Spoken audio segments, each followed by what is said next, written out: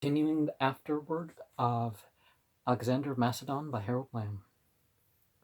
Last of this group of biographers, Arrian Flavius Arrianus, also a Greek by birth and a governor in Asia Minor, calling it the Anabasis of Alexandros, taking his material in the main from Ptolemy, Lacus, and Aristobulus. Arrian, the Stoic and soldier, pictured the Macedonian as an ideal leader with few flaws, drawing the eulogy rather than the reality out of his sources, yet aware of the widely differing opinions that made Alexandros appear as a god and a madman. Or madman, okay. In some opinions, I don't think it's quite either, but more has been written about him than about any other man, yet with less agreement. Before then, Asia had begun to have its say. Alexandros had left its imprint for all time, not upon its history, but upon its imagination. Egyptians adopted him by the simple expedient of explaining that he was the natural son of that last pharaoh. Human nature being what it is, the Egyptian fable, soon to be entitled The Testament of Alexandros, found more favor with Europeans than the facts of Roman historians. Wonders were added by each latter writer until it appeared that Nectanebus, the last pharaoh, had been a magician of great ability who had visited Olympias in the guise of an astrologer and had persuaded her that Zeus himself would visit her bed in the form of a dragon, whereupon Nectanebus had doubled as the dragon, and Alexandros had been born, a child small and limping, but great in courage and acumen. This child had apparently inherited Nectanebus's knack of magic because he consorted with Amazons and explored the East as far as China, uncovering marvels as he went, after killing his father. The Iranians also made Alexandros a ruler in fable, and an Iranian he had become, in their legendary, the true son of the last of the royal line of Kurush, and the Achaemenian, and not of Philip. True, he had stolen away many of their sacred books to make translations of them, but upon him the royal glory had descended, as testified by the Magi. Whereupon, as the story grew with time, Alexandros had gone forth to accomplish miracles, such as entering the land of darkness and engaging the Fagfur, or Emperor of China, in combat. This Iskandar Nama, or Persian Alexandros tale, took its place in due course in the Ferdowsi's Shahnameh. It has endured in the popular saga of a hero who overcame all monsters and dangers to bring illumination to his peoples. This classic has grown to nearly 1,000 pages today, and is a favorite of children and old folks in Iran who probably know nothing more about the real Iskandar than that he burned Persepolis at that. In most curious fashion, and perhaps through the Iranian version, Alexandros crept into the early tradition of Israel. This holds that Kurush was actually the servant, not of Ahura or even Marduk, but of Yahweh, the God of Israel. Well, Yahweh is a more universal name than a tribal deity, but I understand why people have thought that, not knowing what Yahweh means. Who said to him, "Be thou my shepherd." So Alexandros appears as a vague Messiah king related to the house of David. Well, lineage isn't the entire story about what makes a Messiah. In their deserts, the Arab tribes held his figure fast in their imagination, maintaining that Iskander the Qarnayn, Alexander of the Two Horns, like Moses, was the hero saint of Islam. That's not true. Kurush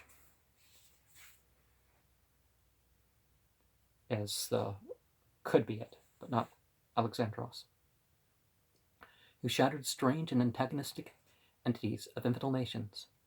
On their side of the Red Sea, the Ethiopians, as might be expected, made a full-scale miracle out of the mysterious figure who emerges as a Christian apostle, son of the martyred Philip. In this version also, Alexandros departs on a journey, healing people miraculously. The Armenians and Syrians took over bits of the wonder tale, which by that time had become something of a universal tradition. Even the sophisticated Byzantines adopted Alexandros as a hero king of their own, who had opened up the Silk Road to China. The first vague description of the silkworm was written in the West by Aristotle, who probably learned of it from Alexandros' reports. As might be anticipated, when the Crusaders entered the Near East, they heard the legend from the minstrels that the hall and they heard the legend from minstrels in the hall and storytellers in the bazaar, and it lost nothing in the retelling when the Crusaders voyaged home. Alexandros, by then, had become timeless and placeless. They interpreted him as a Christian paladin who had gone before them in earlier days. Only he had gone further. He had built ships on the fetid inland sea and had built the gates of Gog and Magog of brass or iron. Accounts differed as to that, to pen up the most savage pagans of the far northeast. On the way thither, he had slept with the fascinating but destructive queen of the Amazons, who lived in perpetual darkness. Perhaps he had found the waters of life. What's the mythology? Is it a Lithuanian tale of Marina or something like that? I'm thinking of the queen of the darkness of the north, but perhaps he had found the waters of life. Many would be explorers who had heard this legend, carried saltfish with him to wash in streams and fountains along the way. They believed that any water which could restore life to so-called fish, that to such salted fish, would indeed be the waters of life. Perhaps these crusaders, beyond the sea, heard some Persian poet repeat Ferdowsi's words. He searched for more than anyone has sought. His story lies still on the horizon's rim. The imagination of medieval Europe fashioned him into a knight of romance, lavish in giving away the treasures of earth.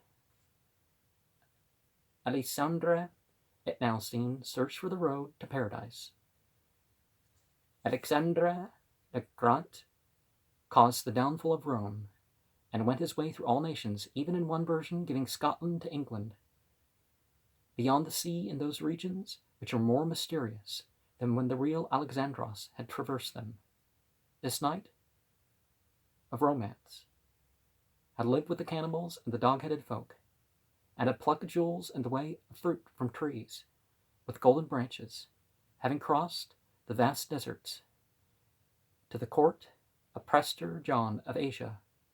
In a cage borne by winged griffins, he explores the sky and receives the submission of all birds. Not content with that, he ventures down into the sea, protected by a glass dome, and accepts the fish of all kinds as his subjects. When books were printed, La Romans de Alexandre found a place as an international bestseller.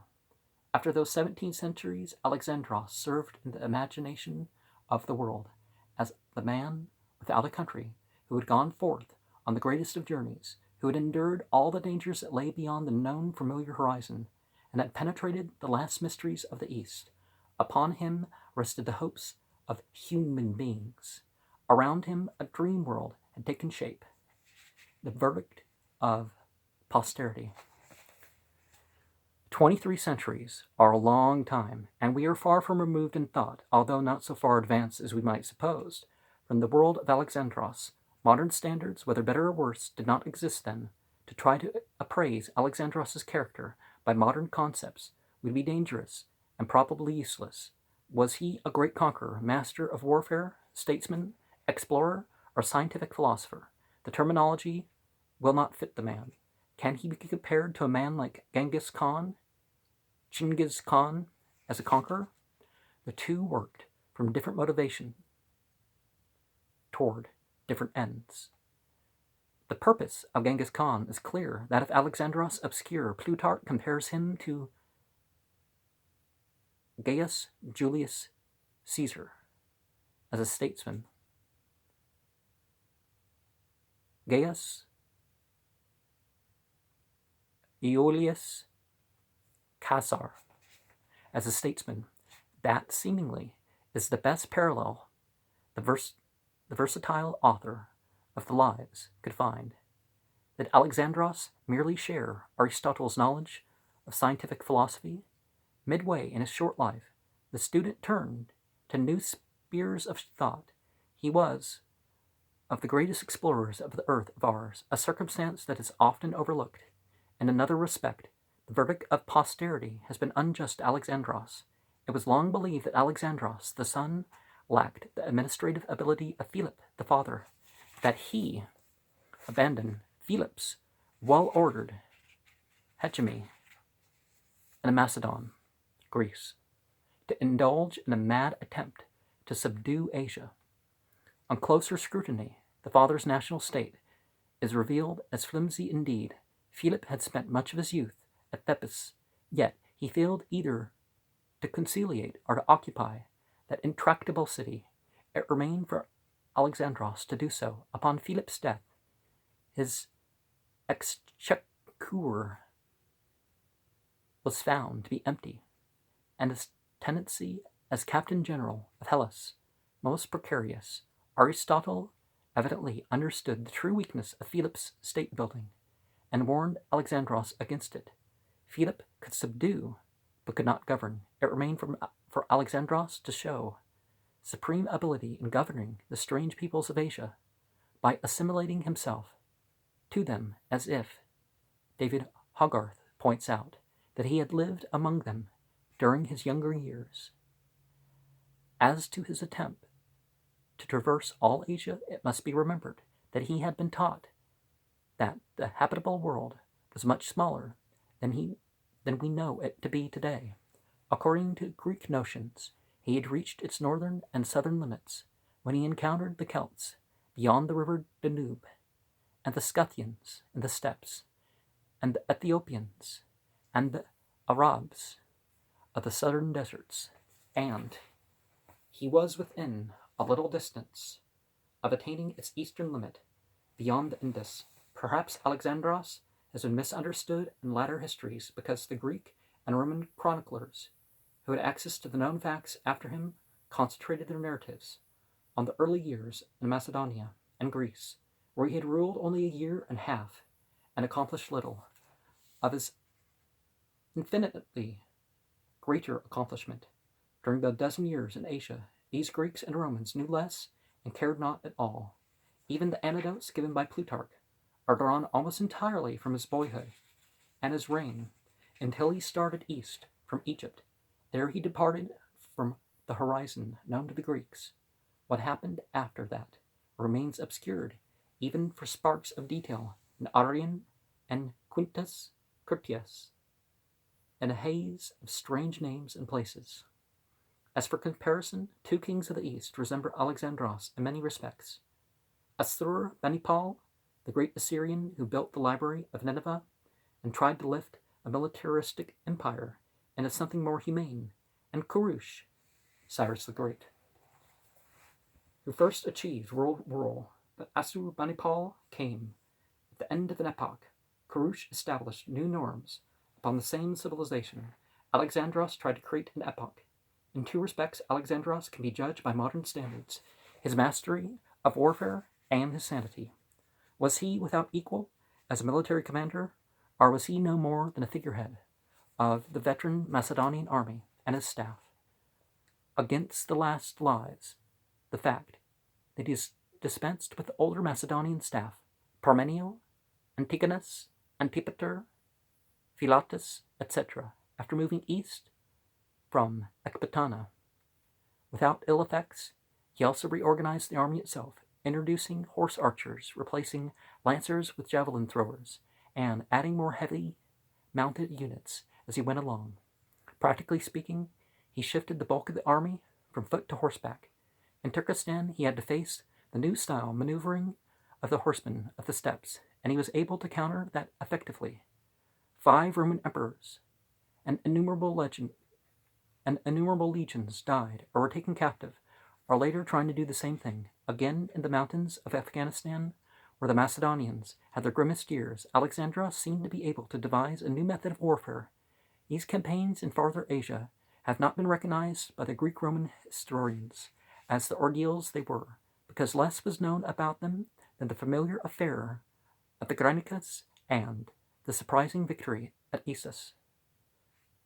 Arrian, a Roman soldier and governor of a province, said of him that he was successful in every military operation he undertook.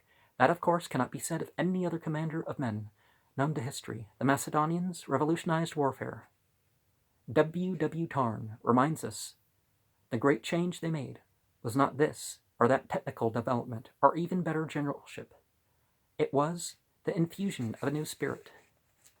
When Alexandros, after Gaugamela, took steps to prevent his enemy ever fighting again as an organized force, he was doing exactly what Nelson afterwards meant when he said that a victory was not complete if one ship of the line got away. This new spirit was not quite expressed as a change from the amateur to the professional. We almost feel as if we had passed from the ancient to the modern world. It was rather the intense earnestness and thoroughness they brought to bear on the matter. They had no precedent, but they understood principles. If you had to fight, you fought for all you were worth, with every sort of weapon except one. They did not, as a rule, practice the things we call atrocities. On balance, Macedonian warfare was distinctly more humane than either Greek or Roman. But if unorthodox methods helped you, if it aided your military operations to start a revolution, to employ propaganda, to create a combination reaching from Epirus to India, you did just these things as part of the duty's work. When somebody put to Antigonus Gonatus the question, beloved of latter textbook writers, how should one attack the enemy? His answer was, any way that seems useful. Before the Macedonians, and often during harvest time, the Macedonians rather favored working in winter. In the older Greek days, sieges had been sit-down affairs in the main, with each side waiting to tire the other out. Under Philip's staff, and especially under Alexandros's, methods were devised for breaking into a fortified place quickly. How much Alexandros contributed to this new scientific warfare can only be inferred. Certainly he launched the Macedonians on the seas. They had been accustomed to rapid marching before him. Under him, they broke through the barriers of distance and natural obstacles. He was the first commander to drive his forces in headlong pursuit after an engagement, often for days at a time, as after Gaugamela, and he had an intuitive sense of the turn of a battle, the right moment to launch a final attack. On the other hand, there was something lacking in Alexandros. As a master of the art of war, he'd been drawn into accepting challenges as at Thebes, or the Granicus, or the rock of Aronas, or at that last river crossing of the Jalum. Repeatedly, he gambled all his resources, winning every time. True, he had a very efficient intelligence service, and he gambled for great stakes. But the supreme masters of warfare do not gamble in that way. You cannot conceive of Hannibal, who led much the same type of mixed command, held together by loyalty to him, attempting what Alexandros of Macedon accomplished. Moreover, it was the Macedonian staff, not he, which actually led the way from Pella and Thebes as far as the Tura. If not to the turning point of the move from Egypt, Alexandros' life was saved at least twice by the men of his command in that period of initiation. If we discount the recorded remark of Diades that he, the engineer, captured Torah, with Alexandros' assistance, we cannot pass over the fact that the Macedonian king commander spent most of his time during the siege of Thura exploring the back country, nearly losing his life again in the process. Cartius affirms that Alexandros went inland to protect the Macedonian stone-cutting and wood-gathering parties from attacks by Arab tribes, but a commanding general does not usually act as guard for foreigners unless he wants to be there. Then we are faced by Alexandros' extraordinary silence on military affairs. He has left us no commentary on battle or any ordered plans for battle. We would only expect that the Roman compilers, Arrian especially, to write down some maxim or opinions of this unequaled leader. Philip made caustic comments after Chaeronea, and Parmenio apparently censured Alexandros severely for his mistakes and tactics at the Granicus. Down the coast of Miletus, it was Parmenio who argued the strategical advantage of a fleet, and again before Gaugamela, it was Parmenio and the other officers who argued whether to make a night attack or to go on the defensive. By fortifying the rear of the Macedonian position, Alexandros went to sleep and overslept on the eve of his greatest engagement. His orders, as they have survived, are of routes to be followed, bridges to be built, movements and medical care of troops, conduct of the officers in occupied territory, cases of individual soldiers or prisoners. Questions are of the characteristics of elephants, the force of river currents, rigging of ships. Only in talks to the men before an engagement does he reveal an intimate understanding of the military situation, as in pointing out before Issus that they were in contact with the main strength of the Iranians, and before Gaugamela, the units facing them were not the same as at Issus, but these talks were to encourage the men. In the same way, the monuments he ordered raised and the ceremonies held after an engagement were intended to honor the dead there, rather than to exalt the memory of the Macedonian as a victor. The exception being the pillars he built to mark the final point of advance at Bass, where no battle took place. Unmistakably, Alexandros did not like to talk about military matters. Battle cunning he acquired in battle itself, and learned the problems of command. On the march itself, he had mastered the sciences of navigation while en route. His quick imagination dealt here, as elsewhere, with the most practical details: rope-making, bits for horses, cures for snake bites, the mood of war weary men, the mental weakness of Thoreauvash. Only twice was he in trouble for supplies: in the crossing of the Hindukuh in winter, and in the desert of the Mekran. Only once was he caught in ignorance of enemy movements on the shore at Issus. Alexandros could be as inflexible as Genghis Khan in hunting down an enemy or destroying an enemy's power to resist. Yet he seemed to lack the Mongols' exultation in victory. By instinct, he was not a master of war, yet he could accomplish miracles with men when he chose to do so. The Macedonian army served him as an instrument of exploration, of settlement, and of reaching the objectives of his dream world. The army under him became a moving nation, a creator of peoples, as manifold in its operation as a harvesting machine. Certainly, he drove the veterans, as he drove himself, beyond the point of human endurance. Strangely, in so doing, he won their unalterable devotion. But as the leader of men, he remains without equal. He was, in other matters, a genius. Well, certainly in this category, maybe. But there were better leaders before and after. The successors knew his methods and applied them without being able to get the results he obtained. With abundant gold, they could hire soldiery, and they began to rely on heterogeneous elements like a camel corps and armored elephants. In the West, especially individual monarchs paid lavishly for new war machines. Alexandrian scientists experimented with the Greek fire, or sea fire, that was produced from some combination of bitumen, pitch, sulfur, or petroleum, and could burn on water. Something like a steam engine was developed at Alexandria, along with novel siege engines, and Archimedes, who had little joy in the occupation, perfected a screw pump to bail out warships, and harnessed a fraction of the sun's heat by means of a giant concave mirror, or concentration of mirrors, for his master Hiero, tyrant of Syracuse. He worked out conveyor systems and gears for moving enormous weights, saying he could move the earth if he had a place to stand on outside. By such destructive war engines, individual monarchs in the West could engage their hold over serfdom and over their neighbors, yet nothing of consequence came out of their small set-tos. Carthage, which had made itself a warehouse of Eastern trade, could afford to hire an army entire. Hannibal's celebrated command was made up of these special forces: mercenaries, Numidian horse archers, and elephant corps. The army of the Roman Republic only with great difficulty disposed of Hannibal and of the war engines at Syracuse, and then the elephants of Antiochus. And by the time they had done so, the legions had been altered into more flexible fighting teams, much like Alexandros's Hypaspes, and the Romans had become masters of the new Hellenistic artillery and battle fleets.